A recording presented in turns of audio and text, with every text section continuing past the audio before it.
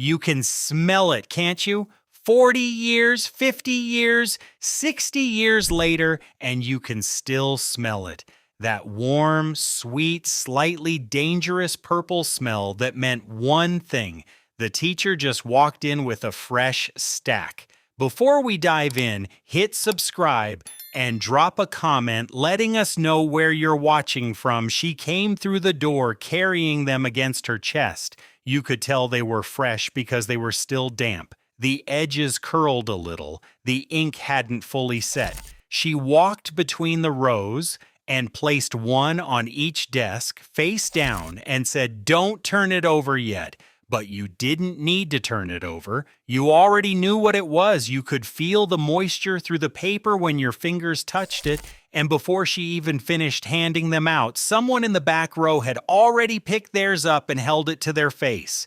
Then the kid next to him, then the girl across the aisle, then you. 30 kids, 30 sheets of warm, damp, purple inked paper, 30 noses, all at the same time. Nobody taught you to do that. Nobody told you to smell it. There was no instruction, no permission, no announcement. It was pure instinct.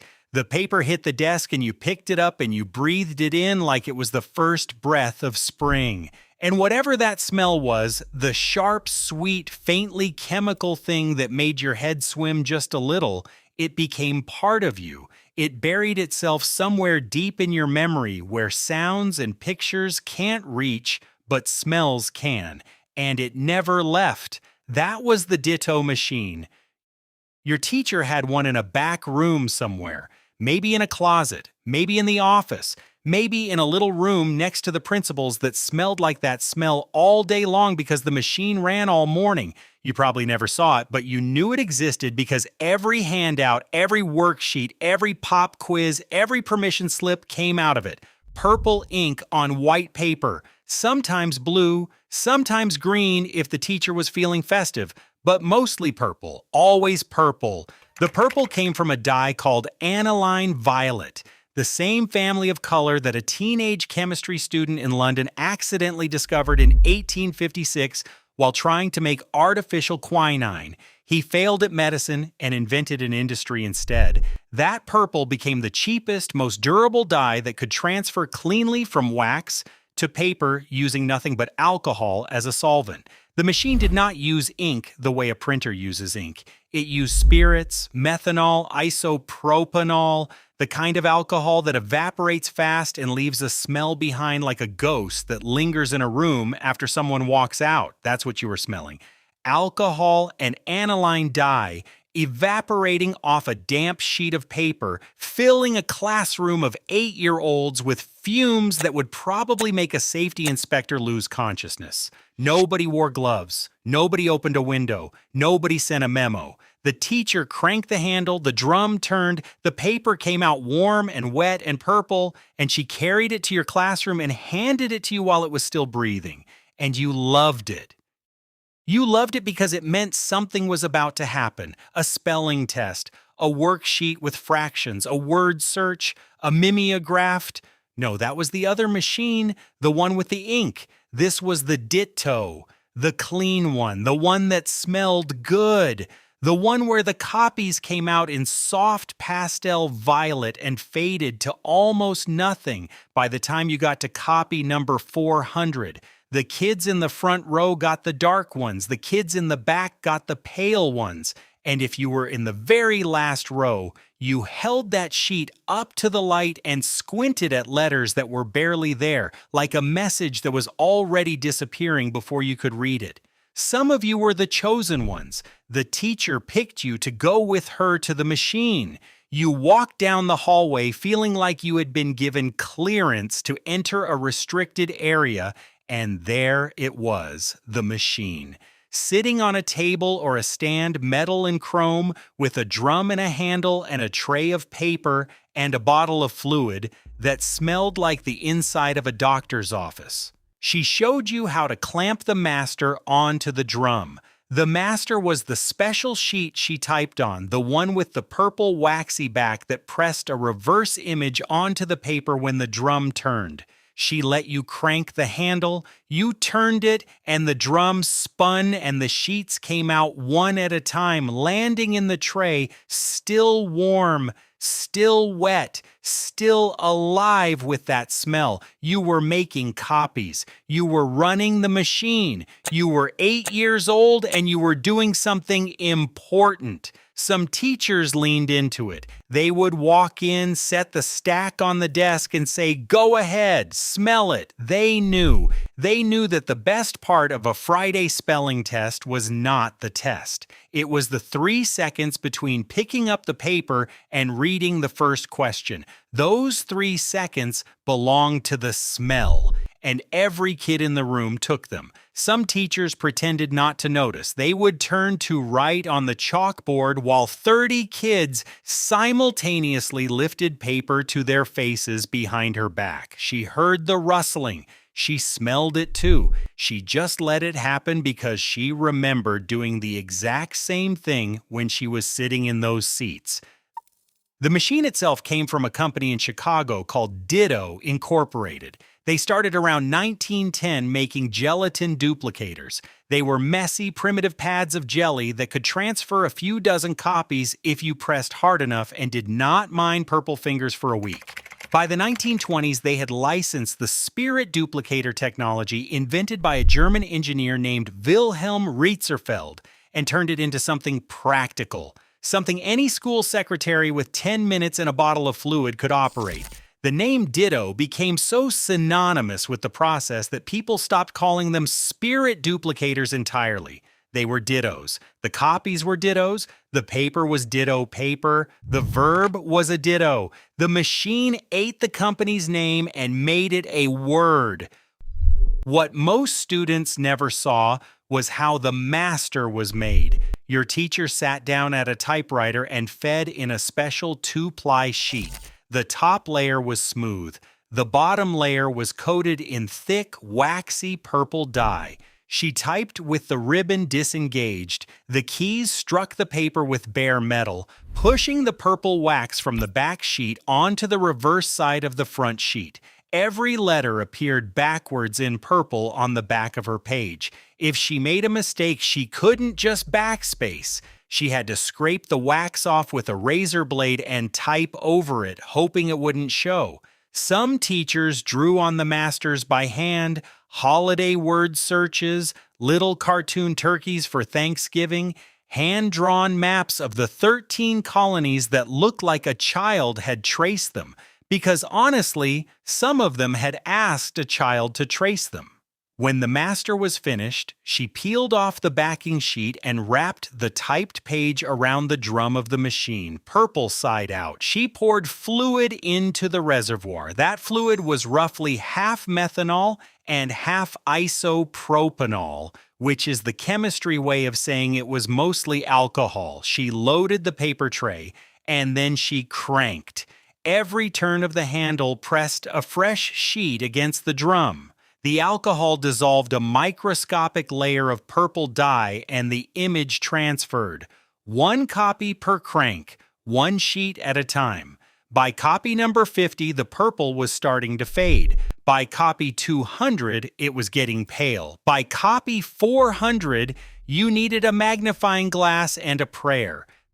The people who ran the machines had purple hands. That was the mark. You could always tell who had been making copies because their fingertips were stained violet for days. The school secretary, the church office lady, the scout troop leader, the PTA mom who volunteered to make flyers for the bake sale. They all had the same purple shadows on their skin that no amount of soap could fully remove. Orange oil helped. Rubbing alcohol helped, which was ironic because alcohol was what put the purple there in the first place. But mostly you just wore it, like a badge, like proof that you had made something that mattered to a room full of people. In 1962, Bell and Howell, the film projector company that sat literally next door on McCormick Boulevard in Lincolnwood, Illinois, merged with Ditto. The machines kept rolling. Schools kept ordering fluid by the gallon. Churches use them for Sunday bulletins. Scout troops use them for newsletters. Small businesses use them for invoices. Anywhere that needed 50 copies of something and could not afford a printing press, the Ditto machine was there, humming in a back room, turning out purple pages that smelled like possibility. Some of you knew the Ditto from church before you ever knew it from school. Your mother was the church secretary, and on Saturday afternoons, she let you come with her to run off the Sunday bulletin. You sat on a folding chair in the church office while she cranked the handle and the bulletins came out one by one, warm and fragrant, stacking up in the tray like something sacred. She let you help. You straightened the pile, you folded them in thirds, and the whole time that smell filled the little office and mixed with the smell of the church itself, old wood, candle wax, hymnals, until it became something you could not separate. Sunday morning smelled like Ditto fluid, and Ditto fluid smelled like Sunday morning. They were the same thing. Some of you remember the art teacher. She was the only one who used more than purple. She had masters backed in red, in green, in blue. She would swap the colored sheets while typing or drawing on the same master, red for the apples, green for the leaves, blue for the sky, and when she ran it through the machine, all the colors printed in a single pass. One turn of the handle, one sheet of paper, and it came out looking like a painting done by a printer that could only dream in pastels. Those handouts were the ones you did not throw away. Those were the ones you brought home and your mother put on the refrigerator with a magnet. And then quietly, without anyone announcing it or making a speech or holding a ceremony, it stopped. It didn't stop all at once. It stopped the way a season changes so slowly you don't notice until it's already gone. In the early 70s, Xerox machines started showing up in school offices. They were expensive at first, then they got cheaper, then they got fast, and the copies that came out of them were dry, crisp, black and white, perfect, no smell, no dampness, no purple, no warmth, just paper that looked like paper and smelled like nothing. By the early 80s, most schools had switched. The Ditto machine got pushed to the back of the closet, then to the storage room, then to the loading dock where someone from maintenance eventually carried it to a dumpster. The bottles of fluid were classified as hazardous waste. The masters, those beautiful two-ply sheets with the waxy purple backing, stopped being manufactured. The supply chain dried up the same way the copies dried up, and one day the last Ditto machine in the last school in the last small town in America made its last copy, and nobody was there to notice. The copies that replaced them were better in every way that could be measured. Sharper, cleaner, faster, more legible, more durable, better, but they had no smell.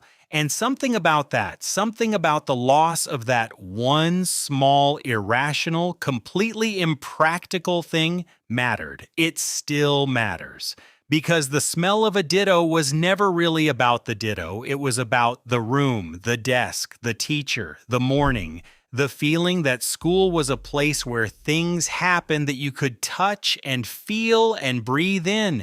It was about the fact that the paper was still warm when it reached your hands, which meant that someone, a real person, not a machine on a timer, had just made it for you. Moments ago, in the next room. You could feel her effort in the warmth of the paper. There is no warmth in a Xerox copy. There is no smell in a laser print. There is no moment between the paper landing on your desk and the first question where your whole body says, yes, this is real, this is here, this is now. The Ditto machine gave you that moment every time without trying, without knowing it was doing anything more than transferring purple dye from a waxed master to a sheet of white paper using a solvent that was mostly alcohol and a process that was invented 100 years ago and abandoned because something better came along. But better is not always better. Sometimes better just means faster and cleaner and emptier. Sometimes the thing that replaced the thing you loved does everything right except the one thing that mattered most. And the thing that mattered most about the Ditto machine was the thing you could not see or read or grade. It was the smell. In 1982, a movie called Fast Times at Ridgemont High put the moment on screen. A teacher hands out ditto sheets. Every student in the room picks up the paper and holds it to their face. They breathe in, their eyes close. For 2 seconds, nobody is thinking about the test. Nobody is thinking about grades or homework or what's for lunch. They're just breathing together. In a room full of purple ink and evaporating alcohol and the quiet shared understanding that this is what school smells like. That scene lasted a few seconds. The memory it captured has lasted a lifetime. If you are watching this, you were there, you were in that room, you sat at that desk, you picked up that sheet of paper, warm, damp, purple, imperfect, and you held it to your face and you breathed in something that no technology will ever be able to reproduce. Not because the chemistry is impossible, because the moment is gone. The room is gone. The teacher who walked in carrying a stack of warm paper against her chest, she's retired, or she's moved on, or she's watching this right now and remembering the closet where the machine hummed and the fluid bottle sat half empty on the shelf. You can't go back to that classroom. You can't feel that paper. You can't take that breath. But some of you have tried. Some of you have opened a folder in a filing cabinet or a box in an attic and found one. An old ditto, a spelling list from 1968, a math worksheet from 4th grade. The purple has faded to almost nothing. A whisper of violet on yellowed paper, the letters barely legible, the edges soft from decades of sitting in the dark. You held it up and looked at it and tried to remember the day your teacher put it on your desk. You brought it to your nose? Nothing.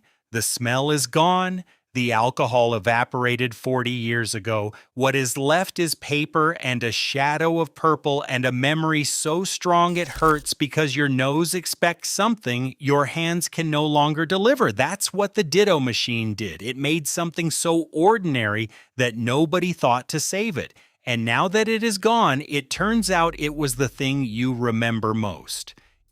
If this brought back something for you, share it with someone who sat in that same classroom. And tell us in the comments, do you remember the smell?